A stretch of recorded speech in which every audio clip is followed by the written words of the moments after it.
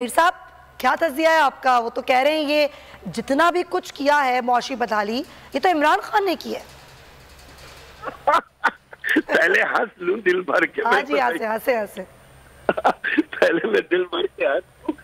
ये थोड़े से मेरे ख्याल में ये उम्र का भी तकाजा है, जहानत का भी तकाजा है, हैजानियत का भी तकाजा है कि ये थोड़े से चटिया गए।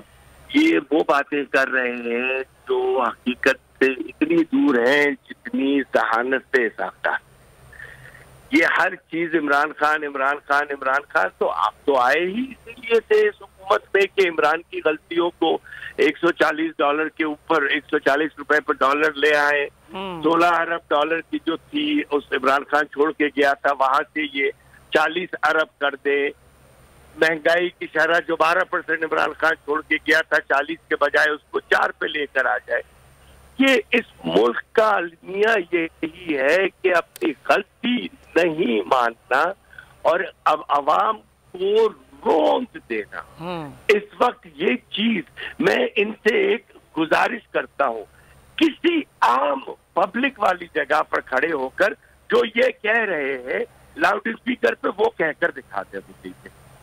इनके साथ जो होगी आवाम तो करेगी, ये बेवकूफी की बात।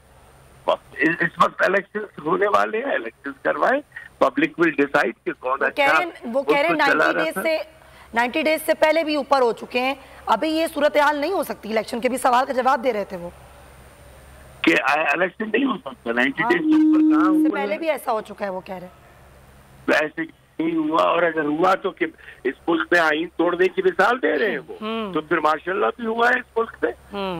तो ऐसा करते हैं, दोबारा मार्शल लॉ भी लेकर आ जाते हैं। 4 दफा तो आ चुका है, 5वीं दफा भी ले आते हैं। अगर ये मिसालें आईन तोड़ने की ही दे रहे हैं तो फिर पाब्लो एस्कोबार की भी मिसाल देंगे। उसको पैसे दे के मुल्क का कर्जा उतारने वाला था, तो यहाँ भी जाएं किसी ड्रग डीलर से कहें हमारा कर्जा उतार दे।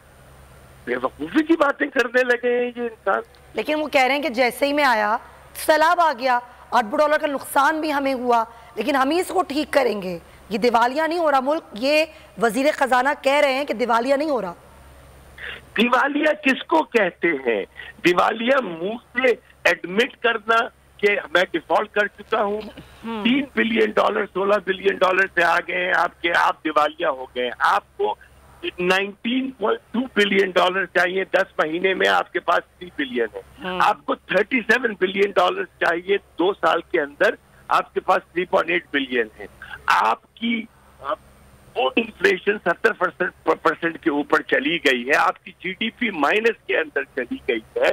आपके पास $8 बिलियन की एलसीज है जो इस वक्त मैच्योर हो रही है, जो नहीं हो सकती है। आपकी एक 15 लाख की गाड़ी की प्राइस 55 लाख रुपए हो गई है।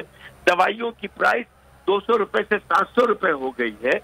इससे ज्यादा दिवालिया किसको कहते हैं? अच्छा, ये जो कह रहे हैं कि बनाए हुए लफ्ज दिवालिया के पीछे, हाँ बिल्कुल आप सही कह रहे हैं मीर साहब, लेकिन जरा आप बताएं हमारे नाजरीन को। अच्छा ठीक है, मैं आपसे बात करूंगी, बहुत शुक्रिया।